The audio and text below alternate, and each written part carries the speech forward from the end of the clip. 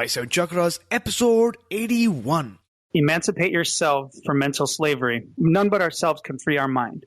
The seven chakras, swirling vortices of energy, positioned throughout our body from the base of the spine to the crown of the head. For thousands of years, this ancient wisdom has been passed on from master to disciple.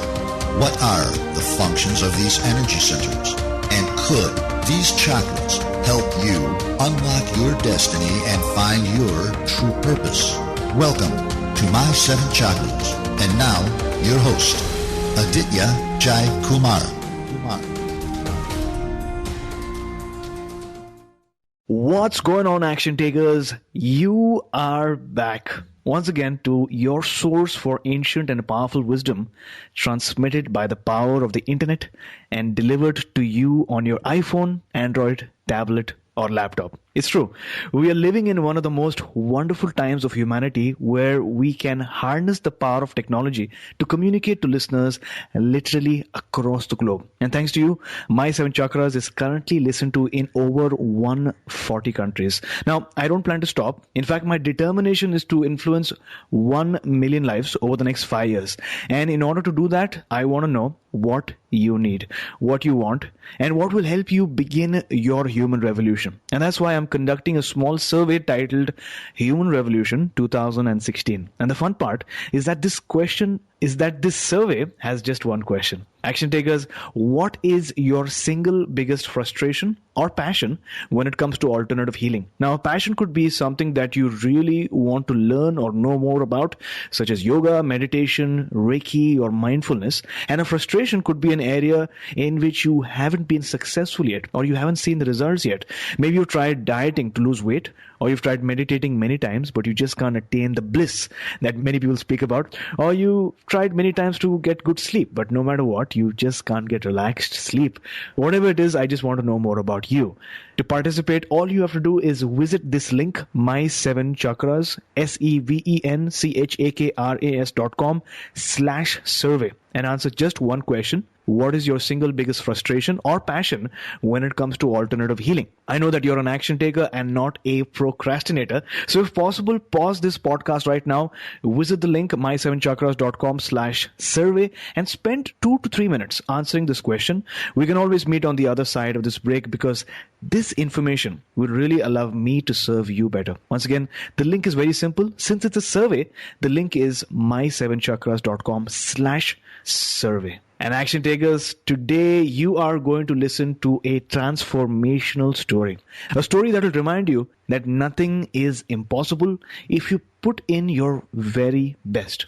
And to make that happen, our featured guest for today is Michael Tamez. So Michael, are you ready to inspire? Yes, sir. I live for inspiration. Awesome. So Michael Tamez was morbidly obese, had severe obstructive sleep apnea, high blood pressure, and advanced gum disease. Not only did he lose 100 pounds and reverse all of those lifestyle-related health conditions, he also transformed the dysfunctional relationship he had with food, his lifestyle, and his true self. This 13-year health transformation experience was intensified when he lost 5 family members within 18 months. Because of the tremendous impact of these losses, Michael was forced to have a major mental, emotional, and spiritual breakthroughs in some of the most difficult times of his life. After experiencing all of these life-transforming deaths, he was highly inspired to write an empowering book about life. So, Michael, I've given our listeners a short intro, but take about a minute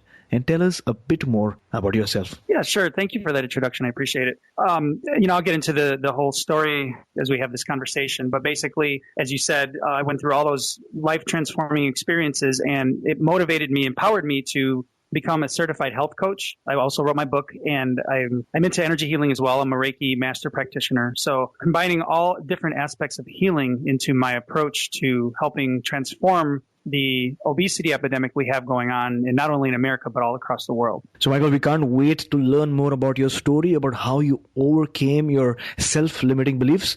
But before that, the way we begin each episode is through words of inspiration to help us learn, grow, and take action. And you have a big role today in helping us get there. So, Michael, what is your favorite inspirational quote, and how do you apply this quote to your life? My favorite is from the reggae legend himself, Bob Marley, and it's emancipate yourself from mental slavery. None but ourselves can free our mind. And I love that quote because that's basically what's going on with people in society that are, unawakened, is that we live in this mental chaos and we live in this world of impossibilities because our mind has us believe these things about ourselves that aren't true. But then, that's all the ego talking to us. But then when we really get in touch with our higher selves, with our higher purpose, with our true consciousness, then we can actually reach the goals that we want to reach and get past this mental slavery, break the walls down and reach our goals or manifest the amazing things that we want to create for our lives. That's why I love that quote so much. Mm-hmm. That is so profound. None but ourselves can free our mind. It's so true. We live in a world of impossibilities sometimes where our ego, as you mentioned, sometimes the people around us, sometimes society puts a limit around our potential. But as you mentioned, if we break through, if we break down those walls, we are able to really experience the best and the highest version of ourselves. Right. We will experience the limitless potential that's out there in the universe for us to manifest anything we want. Wonderful. So, Michael, let's move into the interview. What really inspired you to write your book, Transformative Nutrition? What inspired me was my health transformation journey of being morbidly obese and having severe obstructive sleep apnea. It got me to a place where I couldn't live that way anymore, and I knew I had to make a change, but I didn't want surgery for my sleep apnea, and I didn't want to be on medication for the rest of my life either. So I knew that I had to do something to transform my health, because a lot of people look at their health and they think that they need to change their diet or change their lifestyle. But I like to encourage people, and I'd like to encourage listeners listening to this to shift your perception and awareness from changing to transforming, because there's extreme power in the word transformation. And if you think about what it means to transform, you're going from one state of being or living to a completely different state of being and living, and never going back to the way you were originally. That is what can create lasting results, whether it be permanent weight loss or you're manifesting a job or manifesting a relationship. There's so many different areas of life where we can apply this transformational concept. And when we start looking at it that way and moving from the change mindset to the transformational mindset, then we can really have some major breakthroughs with any area of our life. I love that your inspiration stemmed from the fact that you just couldn't live at that place or stay at that place anymore. And what comes to my mind is a beautiful quote by J.P. Morgan, who once said something along the lines of, before getting anywhere, you have to first make a decision that you're not going to stay where you are. And you actually made that decision that you're not going to stay, no matter what, you're not going to stay where you are. And I love your emphasis on transformation. Action takers, when you say transformation, not just change. When you say transformation, it's more grand, it's powerful, it's bold. And that is your story. Now, Michael, one of the things you did as a part of your transformation was that you transformed the dysfunctional relationship that you had with food.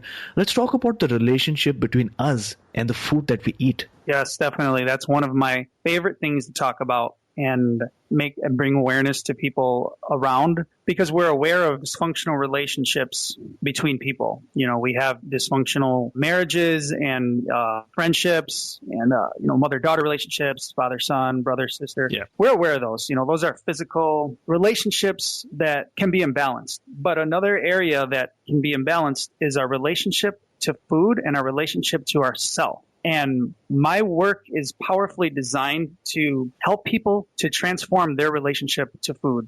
And in doing so, really getting people present to why they eat the way they eat, how they eat the way they eat, the food that they're eating, why they're eating what they're eating. Basically getting people to ask their body to communicate to them, because our body is always communicating to us, communicates to us in the form of symptoms. It lets us know something is off. So when we listen to this communication, we can then start creating this functional relationship with our body. And then we start feeding our body the food that it requires to sustain a healthy life. When you look at the whole holistic puzzle, there's many pieces to the puzzle. We have career, spirituality, friendships, social life, physical activity, education. These are all areas that make us a whole and complete being.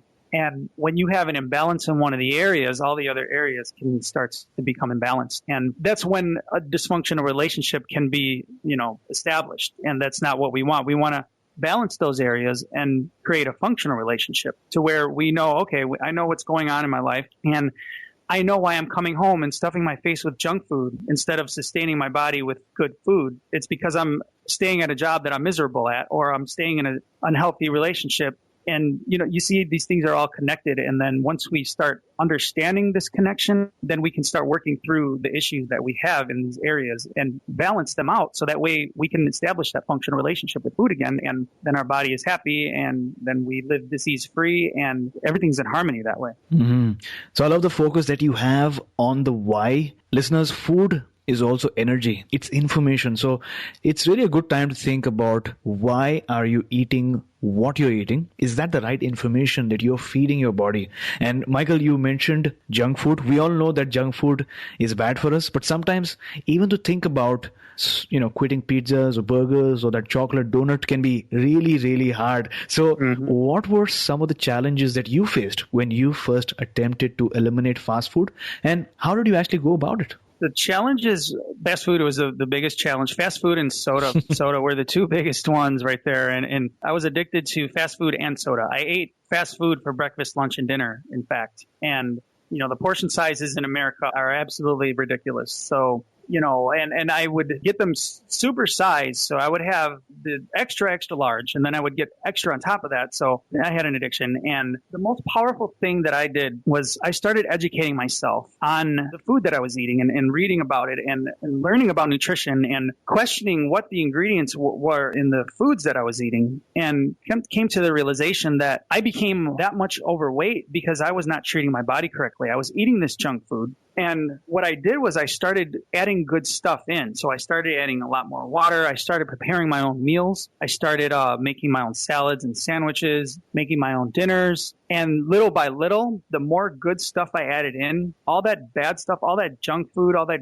processed garbage, I stopped craving it. It's almost like it was magical. And I like to empower the listeners to have that same context, because when you try to restrict your diet, when you try to cut out things, our ego starts playing tricks on us. It turns into a spiteful brat, and it kind of backfires on us when we try to cut things out. So what I found that's very powerful, that worked with myself and works with clients that I coach, is instead of cutting out foods, just add in good stuff. Mm-hmm. And naturally, the bad stuff will just fade out and you won't crave it as much anymore. I've seen it work plenty of times, and it's a very powerful approach that works. And I can't explain how it works. It just does. It's kind of working with our body's natural cravings and what it's telling us, communicating to us. Mm-hmm.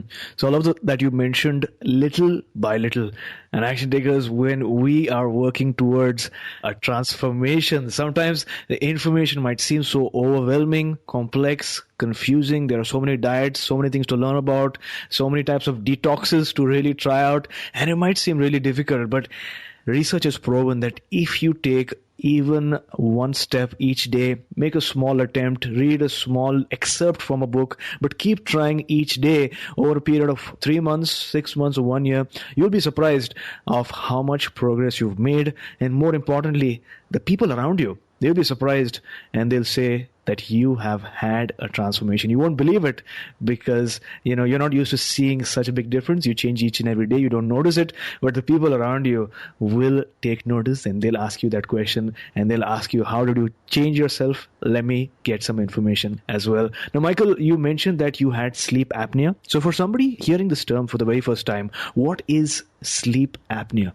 Sleep apnea is when you have an obstruction in your throat, and when you're trying to sleep, that obstruction prevents air from getting into your lungs when you're breathing. So what happens is you stop breathing during the night when you're sleeping. Mm-hmm. And then you wake up choking and gasping for air. And they determine the severity of the sleep apnea by how many times you stop breathing during the night. And mine was like over 100 times. and I think like 50 or something. I don't remember what they said, but it was a severe case. So that's how they determined that. And the two main treatments for sleep apnea is one is surgery, where they basically reconstruct your esophageal passageway to let more air in. The other approach is to sleep with a machine on your face. It's called the CPAP machine. And what it is this mask that you have on your face, on your nose and mouth. And the doctor determines the air pressure to set it to, depending on how severe your sleep apnea is. Mine was at the highest setting. So this machine, you sleep with it, and it's got a strap on the back, and it holds to your face, and it forces air so you don't stop breathing during the night, and you can get a restful sleep. So I used that machine, and I got some amazing sleep, because I would probably, at most get like 2 to 3 hours sleep, thinking that I was sleeping 8 hours because of stopping, my breathing so much. You actually go for a sleep study to determine this. So they put all these probes on you, and then they watch you sleep overnight, and then they have all this data, and then they analyze it, and they say, okay, you fell asleep, or you stopped breathing X amount of times, you have either mild, moderate, or severe. So I slept with this machine, and I got some incredible sleep, but I continued my sedentary lifestyle, and I just kept eating junk food. I really didn't care about my life at this point. And it got to the point where it was like, okay, I don't want to be on this breathing machine for the rest of my life. I don't want surgery. So before this even all happened, before I even went to the doctor for the sleep study, the reason I went was because I was so scared. I got to the point where I was falling asleep during the day so much, I fell asleep driving my car, and I got into a car accident. That moment was my aha moment. I said, okay, I have to do something, because I'm going to kill myself if I keep living this way. So fast forward a few months, and I started my whole exercise plan, and I started eating better and researching things and learning about nutrition. I actually weaned myself off that machine with time. Over a period of about a year, I lost 70 pounds, and then I was using that CPAP machine less and less and less. And by the time I went back to the doctor for a follow-up study, I didn't have sleep apnea anymore. So I went from having severe sleep apnea to losing 70 pounds and reversing my sleep apnea all naturally, without drugs, without surgery, just using that machine for a brief period. I think I used it for like a year, or 10 or 11 months. And everything else I did was just all natural, going on exercises, but riding my bike, doing outdoor activities, and eating healthier, listening to my body. And that's one of the biggest things that I tell people is there's no doctor, there's no orange and white bottle, there's no guru, health expert, shaman, anybody that knows your body better than you know your body. Mm-hmm. And your body will tell you how you can cure yourself, how you can heal yourself naturally. And one of the biggest things I encourage people to start doing is doctoring themselves,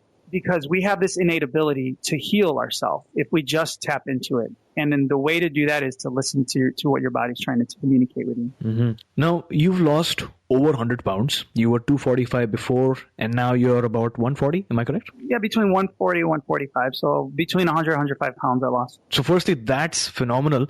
Out of all the things you did, what do you feel was your most powerful tool or strategy for not only setting a goal, but also following through? What I would say, what I would encourage people to do is, because setting goals can sometimes be daunting and overwhelming, mm-hmm. I would recommend starting with small, realistic goals. Instead of saying, if I would have said I want to lose 100 pounds and reverse sleep apnea back when I started my health journey, that would have been, that's just way too much. Mm-hmm. So I set small goals. I said, okay, I want to lose 5 to 10 pounds to start off with. Nothing else. So I reached that. And then once I got there, I said, okay, I want to lose another 5 to 10 pounds. And I got there, and it's like, okay, now I want to stop drinking soda. So like I said, in order to do that, I just started adding in more water, more salads, more food, more good home-cooked foods. And then another small goal was to stop eating fast food. And that took some time. But you see, you have these little goals. Yeah. They're like steps. You create your own stairway to achieving that big goal, the end result that you want.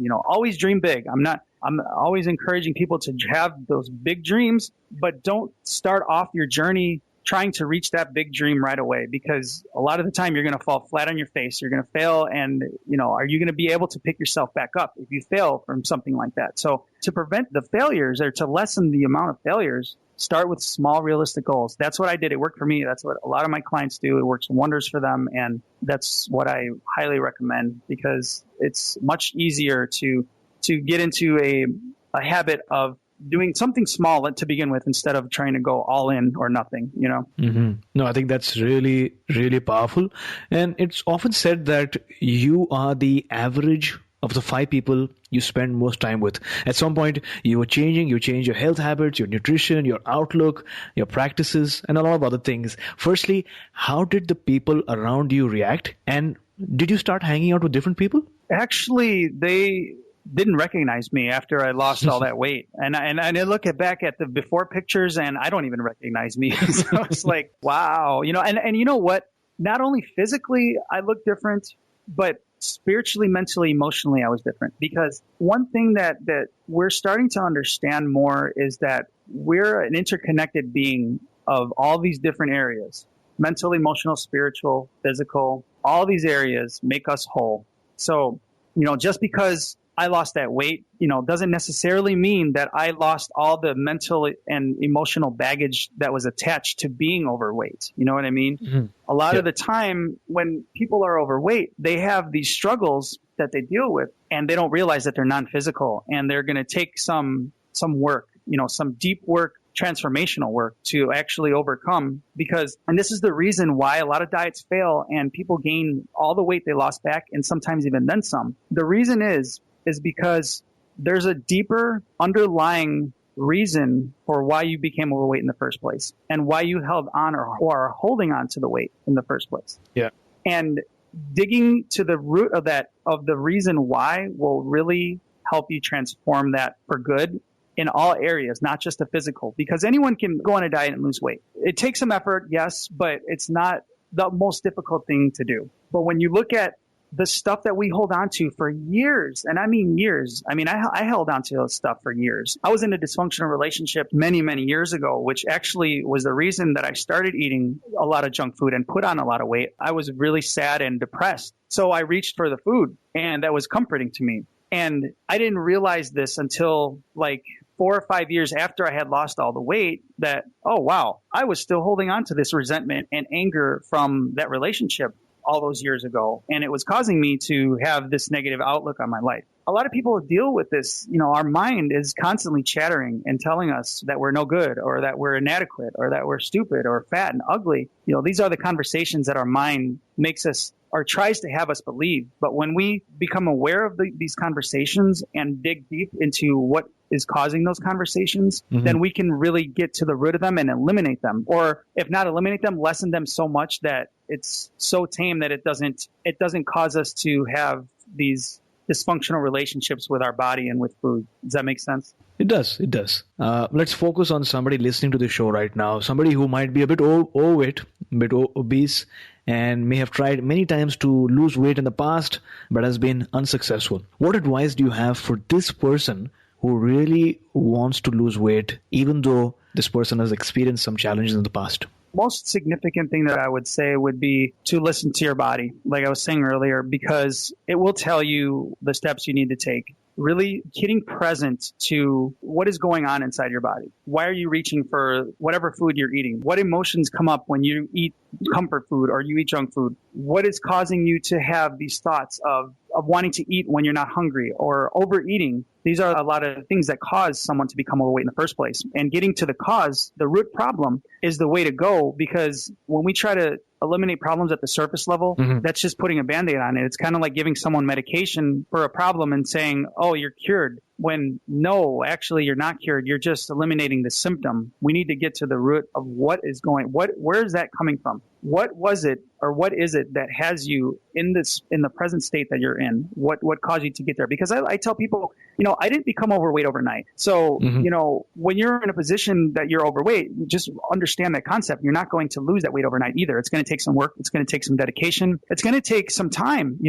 Be patient with yourself and always acknowledge your progress, because it's very important to concentrate and focus on the positive in your life instead of focus on what is lacking. Yeah. Because you want to create more of what's working in your life. So concentrating on what's working in your life will create more of what's working. So acknowledge your progress, but don't settle for less than you are capable of. And I like to tell people that, because a lot of the time we'll say, oh, I got to this plateau and, that's all I'm good for. And now I'm going to be like this for the rest of my life. Well, that's not true, because we are capable of manifesting anything, like I was saying in the beginning of this conversation. And in order to actually manifest those things, we have to get in touch with every area of our body and our life, then it goes deeper into that, even into the whole spiritual aspect of it, whether it be meditating or praying or, going to church, whatever it may be, doing yoga.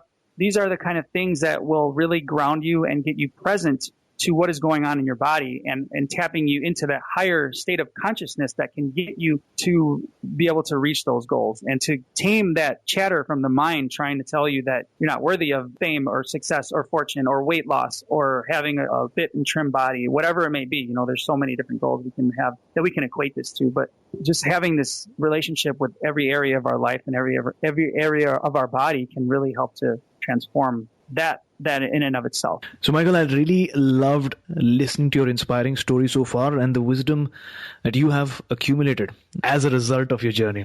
So, to gain some momentum right now for somebody starting out their human revolution today itself, is there a health tip that you'd like to share with our listeners that they can try out immediately? The most powerful health tip that I could give is to tap into your innate ability to doctor yourself. And it all goes back to listening to your body. And the reason I bring up listening to your body so much is because of the nature of the show, especially, when we incorporate all these different areas that are often overlooked in the modern approach to health, we can actually tie everything in together and we can truly understand how we operate as a spiritual being. Because we're incarnated in this body, but what is the essence of that incarnation in our physical body when you really start to think about that? And when you really start to understand that, yes, we have this physical vessel that we need to take care of, but we also have this other invisible thing that's there, our spirit, our soul. Mm-hmm. It occupies that physical vessel, and we need to take care of that.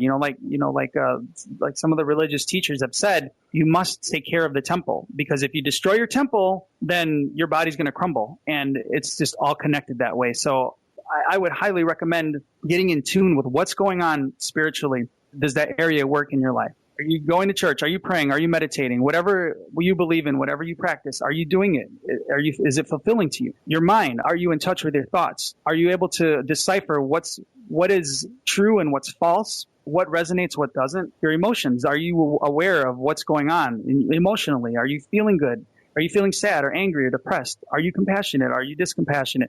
These are all the questions that I encourage people to ask themselves. And in my book, Transformative Nutrition, I go into very great detail in how you can really start to question yourself and get to the awareness to where you can actually kind of start doctoring yourself. And not in the sense of throwing all your medication away and saying never going to the doctor again, because that's crazy. And I would never say that. But just getting back to the roots of just being human and using nature and using, everything that we had in our natural world and in our own awareness of the elements and everything. Getting back to that, because we've become so much detached from that natural state of living that now everything is coming back together, and we're reconnecting with not only with nature, but with, the whole holistic approach to healing. Mm-hmm. And people are really starting to get that. And it's very powerful. And, it's very exciting to speak to people that are, open to this approach, because I really believe that it's going to really be the way to ultimate health that we're headed towards. So action takers, listen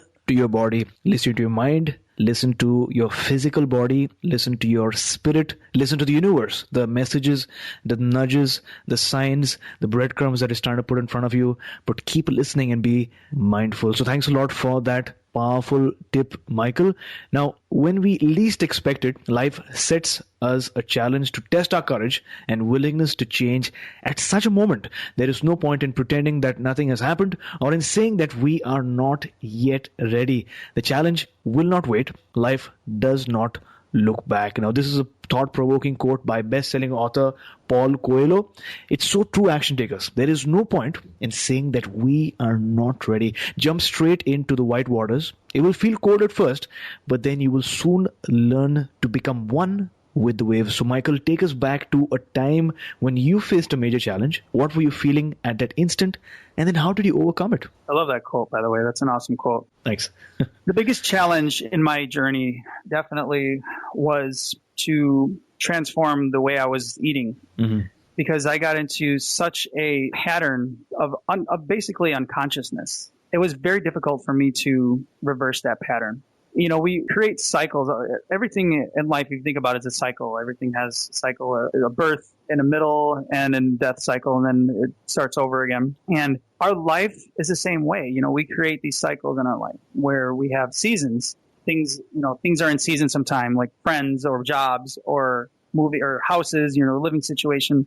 And being aware of your cycles that you created will actually have you understand that even though it appears as a loop, you're not stuck in that. You're not actually stuck to that cycle. You have the limitless potential to create a new cycle, create a new paradigm for any area of your life. If something isn't working in your life, a lot of people I hear a lot of people saying, well, I'm stuck at my job.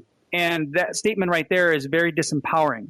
And the reason it is because you're not stuck anywhere. You can come home and revise your resume and start looking for a new job.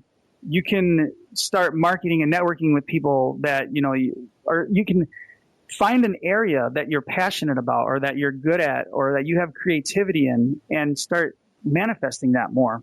There's so many things that you can do to make that area in your life work. And it's all about creating a new pattern, a new cycle in your life. Because when we stay stuck in these old patterns, we just keep repeating the same thing over and over again. And then we sit there and then we complain, well, my life doesn't work in this area. And it's like, well, because you're going in the same circle over and over. How can it work if you're repeating something that didn't work 5 years ago and you're still doing it now and you're probably going to do it 5 years from now if you don't create a new cycle? You know what I mean? So looking back now, based on your story, you mentioned that it's important to break through the cycle. What is that one major life lesson that our listeners can take away from your story? That's a really tough question, by the way, because there's so many things that I've learned from life, because I firmly believe that life itself is our greatest teacher. You can have multiple degrees and you can, be very studious and very well educated in many different areas. But when it comes to life, and if you think about how much life can teach you, it's absolutely incredible. And I think that concept alone is very powerful, and it can really have people see things differently. When you think about it, when was the last time you really acknowledged what you've learned out of life? Just your life experience. I mean, everybody has a book in them. I wrote my book based on everything I've talked about today. Everybody has something in their life that they've experienced that the world wants to hear. I mean, I'm not saying everybody should go out and write a book and do all that, but I'm just saying that what has life taught you in that experience that would enable you to write a book if you wanted?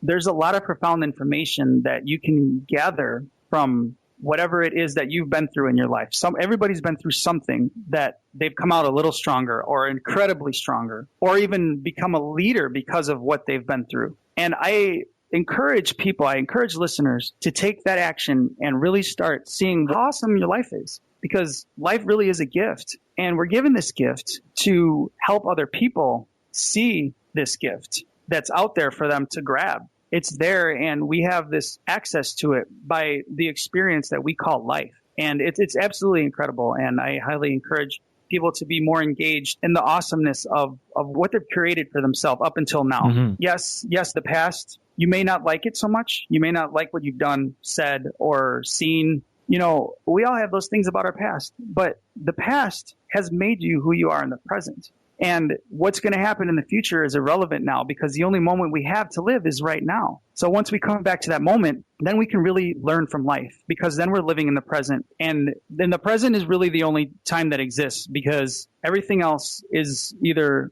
done and gone, or who knows what's going to happen. Mm-hmm. But when we live in that, when we get back to that present, that's when we can really learn from life. And that's a huge thing right there, because there's so many people running around so unpresent, and like they're either years ago or they're thinking so far in the future that they're not even enjoying their life right now. And that's one of the things that can actually cause health problems too, because then worry and doubt and all that stuff comes in. Mm-hmm.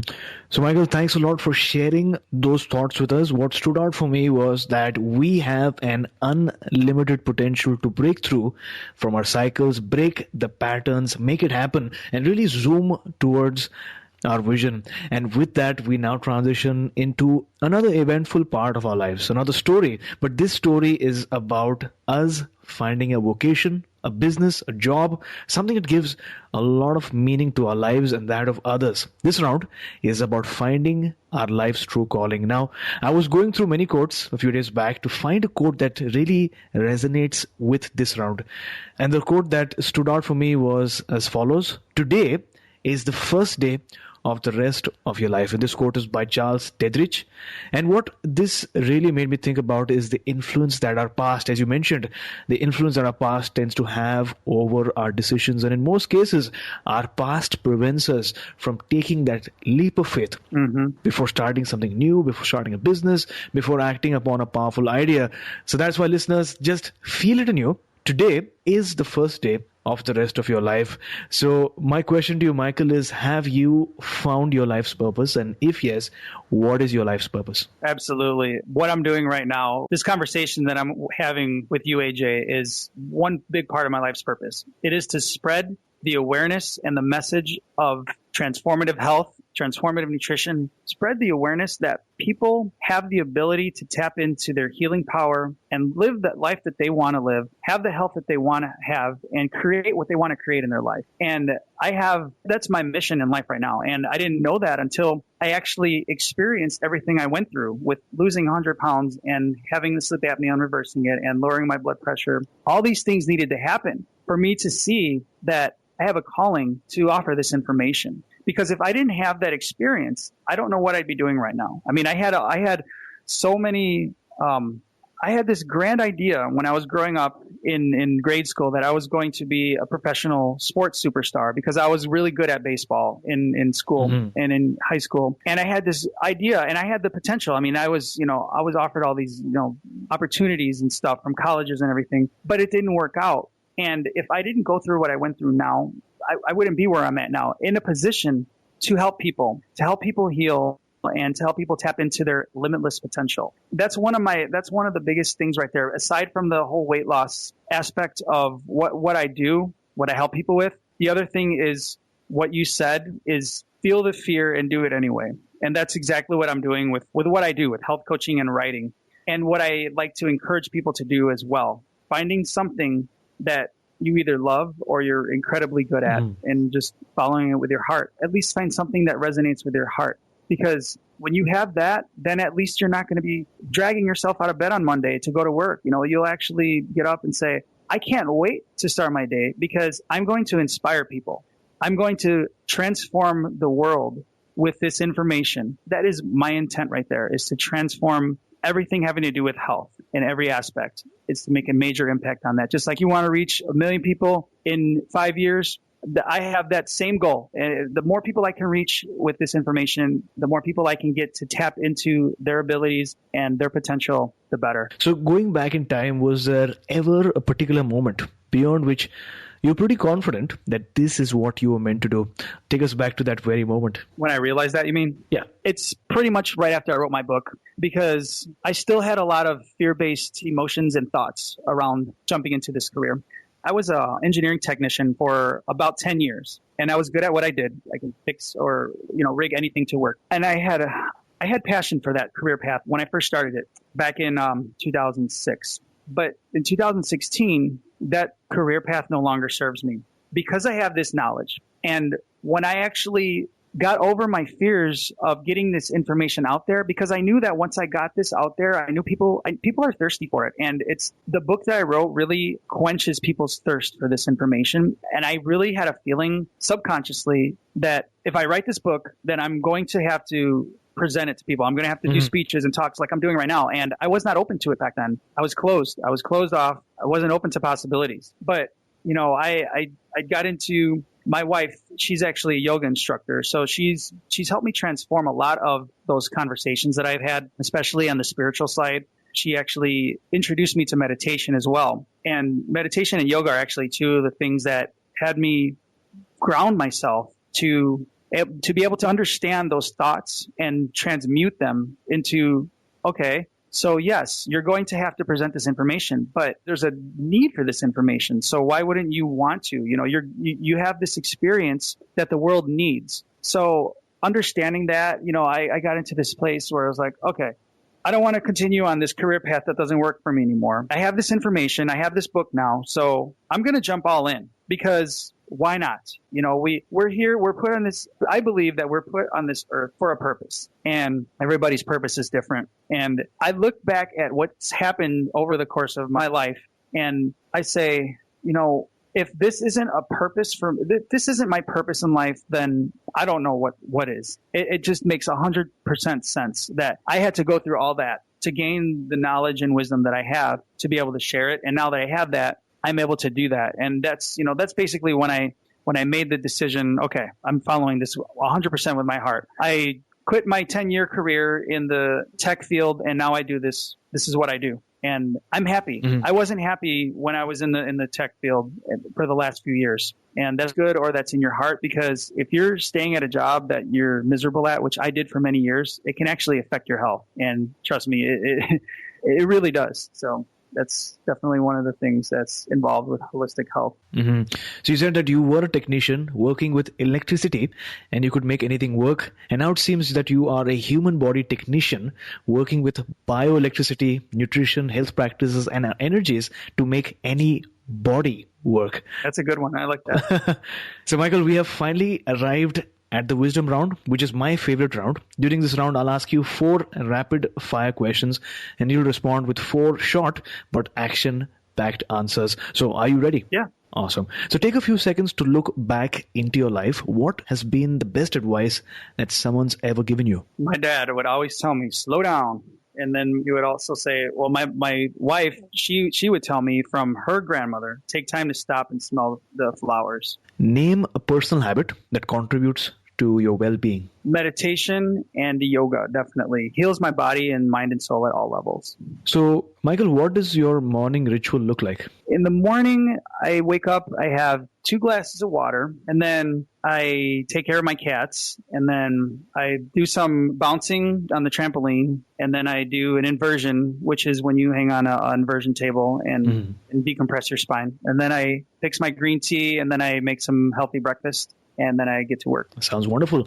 Now, could you name a book that you'd like to recommend for our listeners? Yeah, definitely. I would recommend this book. The author is Steve Gagne, and the name of the book is called Food Energetics. And the reason, and that's a really tough question because I there's so many books. When I was trying to answer that question, I was thinking, man, I narrowed it down to like 20 and then 10 and then 5. And then it's like, okay. The reason I picked Food Energetics is because it is incredibly thorough and covers so much ground and pretty much has a lot to do with everything I talked about. And the whole food energetics is very interesting. And there's a lot of Ayurvedic principles in there where the food that you eat, you impart the wisdom and the energy of that food. So, for example, if you're eating beef, cow, you have that slow, grounding, stable energy. If you eat chicken, that's a very fast and chaotic kind of energy because you see them all over the field plucking and all that.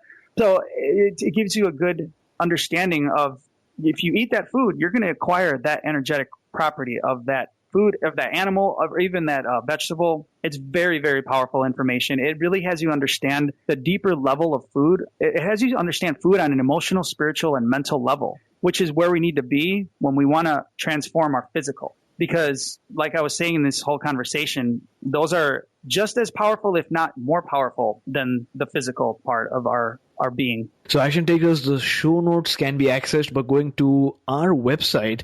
That's my7chakras.com/81. Of course, to get the whole benefit and all the information, you'll have to listen to the entire show.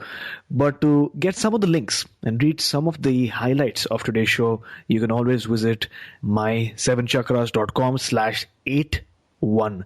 So, Michael, thanks for appearing on our show today. Before you go, tell us one thing that you're really grateful for. Tell us the best way we can find you, and then we'll say goodbye.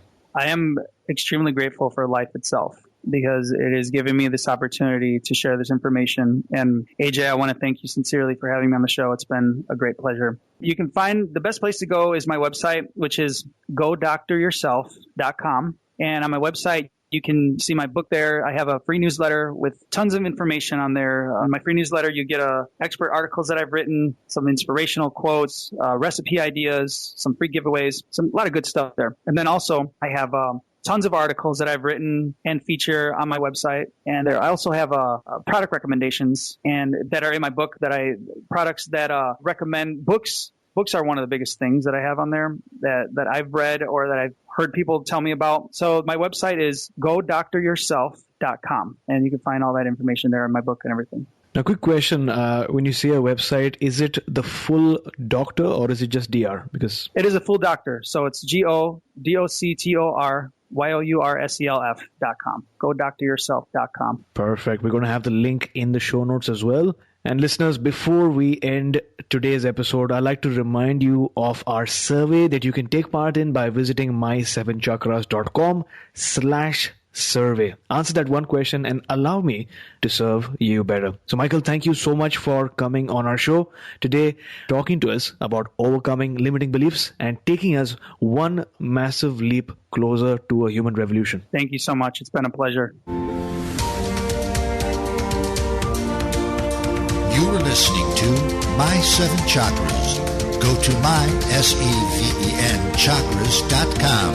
Download your free gift, get inspired, and take action. Transform your life today.